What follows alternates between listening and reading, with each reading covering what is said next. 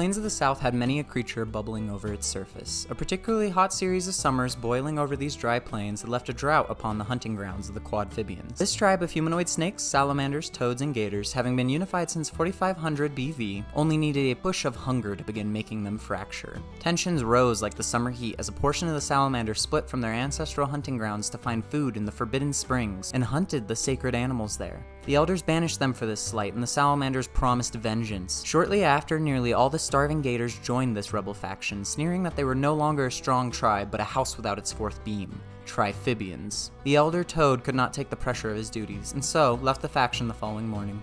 Over half of the salamanders stayed behind, but all but one gator had left. Upon investigation, they found that this gator was ostracized for their docile nature. This one in particular had an idea for how to stay in the ancestral hunting grounds and feed his people. The gator, nicknamed Big Smoke, proposed lifting up a tree log filled with swamp grass to get really high. Meanwhile, just outside the tribe's ancestral grounds, rumor began to spread among the Alasian people. On the 5th summer of grand heat, there was to be a youngling blessed with the marks of the Other, a child who was prophesied to be able to control the Other. Searching their city for such a hero, they soon were brought forth a young man named Joran, who was shaved in the town center to reveal a maze tattooed on the back of his head. The tattoo shifted with the child's worrying thoughts of responsibility and what this new mark on his body may mean for his future. The Alasian queen blessed the child and ordered her trusted advisor to begin his training into the art of controlling the Other. Climbing higher and higher, Big Smoke led a team of hunters up the steep ridge of the mountain that hadn't yet been known to the tribe elders up to this revelation. Eventually, the group reached a portion of the mountain coated in these strange white rocks that were precariously loose from the mountainside. It was inevitable that the egg yolk plastered itself at the bottom of the cliff. The sound called the creature that laid it. Later, the text would refer to them as pudges, creatures with the size and head of a lion, but the body of a pigeon. Pudges flocked towards the hunters and began picking them off one by one, figuratively and literally off the mountainside. Big Smoke ushered the majority of them into the cave and filled the cave with smoke. And out of this smoke, riding his log, he scooped up as many eggs as he could and skated down the mountainside, scooping up and saving the hunters, bringing a feast to his people. Intense training over several weeks had left the boy Joran drained. His mentor would not stop training until the boy's tattoo could be seen pushing a strange dot closer to the center of the maze on his skull. It wasn't until the start of that fall that finally the dot temporarily jumped to the center. Having been training in the ancient school, the boy began to learn the true nature of the Other, actually called the Aether by the ancient practitioners. This form of magic lent itself to ripping into dimension manipulation. Through changing an event in the Aether dimension, the boy could force essence of that dimension into his timeline, thus changing his reality.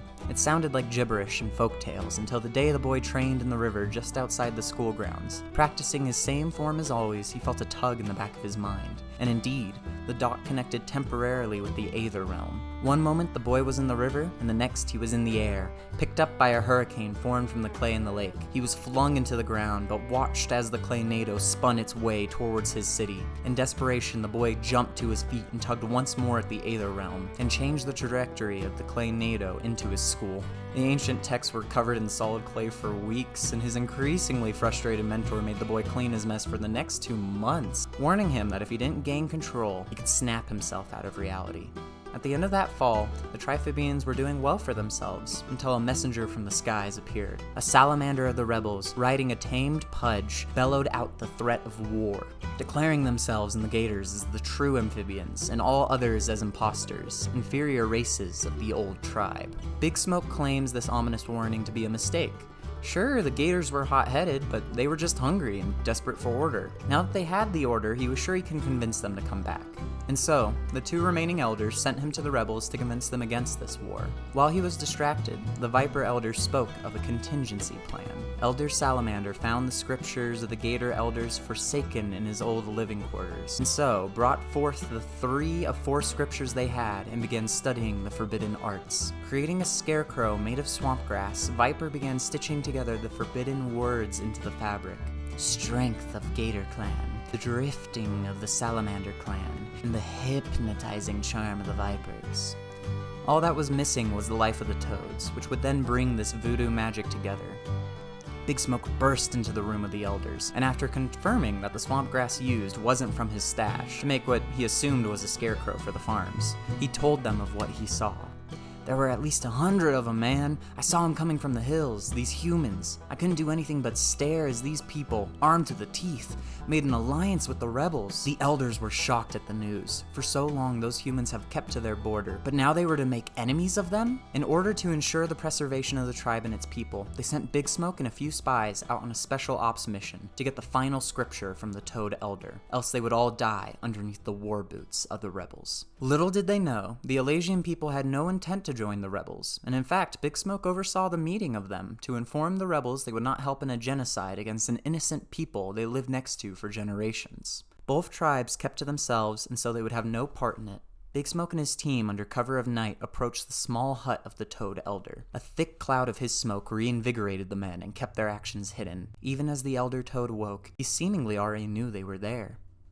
"You don't know what you're doing. Leave my house now!" He summoned great vines from the earth, using his life magic he learned from the forbidden texts. Big Smoke barely escaped with his life as the rest of his team kept the Elder distracted, returning with the tablet. The Elder stitched in the last of the words, and so brought life to an empty husk. A husk with the durability of Gator's hide, the ability to glide across the air like a frilled lizard as if held on strings, and an intense aura of fear, greater than any snake charmer could subdue upon its prey. Joran, wanting to avoid further damages and hours of cleaning, traveled far into the savannah to practice his gift. Unknowingly, he and his eccentric animal-watching mentor ran into a group of peculiar house cat lions, a species incredibly friendly to humans. Their antics were interrupted, however, by the most terrifying apex predator, carnivorous zebras. Unhinging their jaws, Joran watched with terror as their mouths split open from their necks to their lips, and the zebras prepared to eat this new prey. The pack of 7 zebras bolted towards the travelers. Before they could take a bite, however, tugging of the mind brought Joran to twist the strings of fate and make the minds of the house cat lions inhabit the zebras. All at once stopping in their tracks, the lovable animals tackled Joran and his mentor, and playfully lapped at them, being careful to avoid eviscerating them with their razor-sharp teeth. That night, while Joran and his mentor had the best night's sleep, knowing Joran's powers were finally becoming under control, the Triphibians took the advantage and swept into the rebel camp with their army of scarecrows, slaughtering their own brethren left and right. The grasses were painted with amphibian blood, finally quenched after years of drought. The Toad Elder rushed to the camp to end the madness, but was stopped by the Viper Elder and her entourage of puppets. "You must stop this immediately. The founders would never have wanted this. Spare our people. They'll listen to me. They will return to the tribe, please." Voodoo Viper smiles at his begging and mockingly says, "I am the founder now. The founder of the Triphibians." Big Smoke was kept busy while his brethren crocs were being slaughtered. Sent as an ambassador to the Alasian people, he was guarded by a scarecrow directly linked to Voodoo Viper herself. He and the scarecrow talked to the ambassadors, who tried to clarify they would stay out of a war and respect the boundaries set by the founders. But the scarecrow whispered Viper's thoughts into Big Smoke's mind, urged his paranoia in their words. He was pressured to snap at them, and declared them as enemies of the Triphibians for not helping them convince the Gators to return home. The bewildered Alasian queen planned to send ambassadors the next evening to fully convince them of their peacefulness in this war. Viper, after killing the last rebel, screams to her soldiers of the Alasian treachery before Big Smoke can return, and prepares them to continue their death march to the Alasian county. The following morning, Joran crested the hill, excited to present his 7 companions to the queen and his family and show his developing powers. He was beaming with pride, but as he crested that hill, he saw smoke rising in the distance. Rushing over the hill, he saw his city in the midst of a war, soldiers of the Triphibians slaughtering his people, and among them these terrifying levitating scarecrows. He watched in horror rushing down the hill, using his little control over the Aether to blast these soulless husks out of the air. The zebras rushed him to the queen's quarters to find her killed by a husk, which snapped its head towards him. Blasting it out of the air, he found himself distracted for but a moment and became entangled in vines. The newly declared clan chieftain of the Triphibians walked into the room, carrying the ancient script of the Elder Toad. explode. With a hiss, she ordered her husk to kill the boy, who seemed to be the only one who could do any damage to them. The zebras, rowed by the mentor, charged mouths agape at the treacherous chieftain, only to get slammed to the side by a flurry of vines. The scarecrow raised his claws. The boy, reaching deep within himself, prepared a blast. He looked and scoured into the farthest depths of the Aether, finishing his maze for good. He reached his hands out and charged his strike, screaming, drawing forth all the power he had in him, and...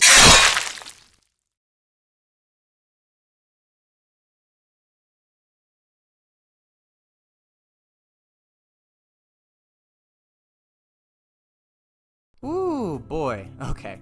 So that was the third tale of The Fate of Empires, a fun, sometimes dramatic game I made to play with my friends, a game I fully plan to have released within the next year, just as a board game module for anyone to use. I just set up this new YouTube channel exclusively for Empires, and hopefully now we'll be updating bi-weekly with longer videos.